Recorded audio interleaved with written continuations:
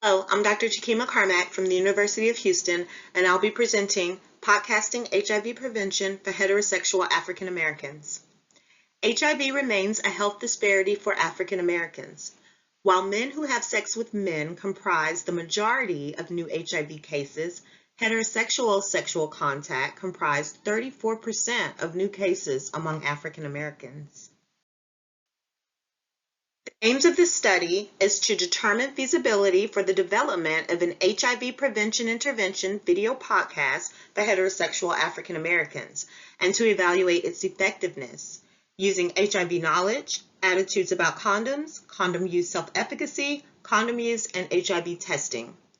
We used a mixed methods embedded two-phase quasi-experimental design where phase 1, the information gathering phase, informed phase 2, the development of a live action video podcast webisode.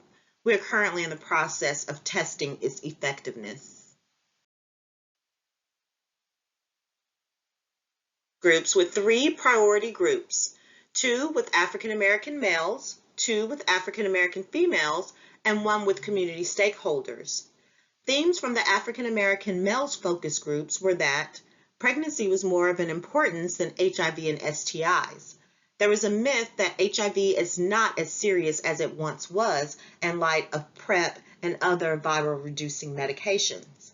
And also that HIV risk is ascertained by how the woman looks as opposed to an actual conversation about her status. Among African American females, some themes that emerged were condom carrying and having condoms readily available meant that a woman was promiscuous.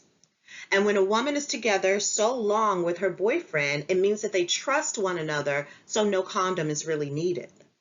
Also, that parents, mothers in particular, didn't talk to their daughters about sex or condoms. Community stakeholders, they wanted to normalize condoms. Sex shouldn't be so taboo, and why not talk about it and prepare younger adults and reteach older adults about HIV prevention and condom use. Our target N is 126 African American heterosexual males and females. Our current N is 35. Participants completed a 48-item pre-test and post-test measure.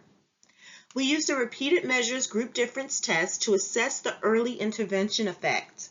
Of note, the intervention seems quite promising for increasing HIV knowledge and condom use self-efficacy for partner communication, which were both very statistically significant. To date, there are 64 participants enrolled, 35 with completed pre- and post-test data. We are currently in active enrollment and recruitment for the effectiveness phase.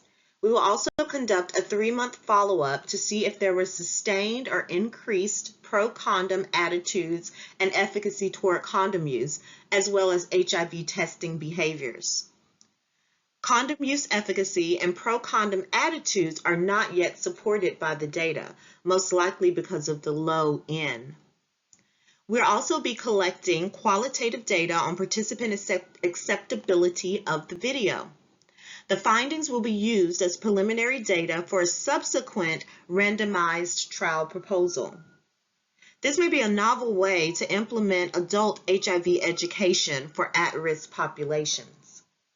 At this time, I'd like to acknowledge the University of Houston's Health Research Institute, which is a research center in minority institutions, and the National Institutes of Minority Health and Health Disparities, as well as my research lab at University of Houston, the Social Sciences and Young Adult Risk Behavior Lab.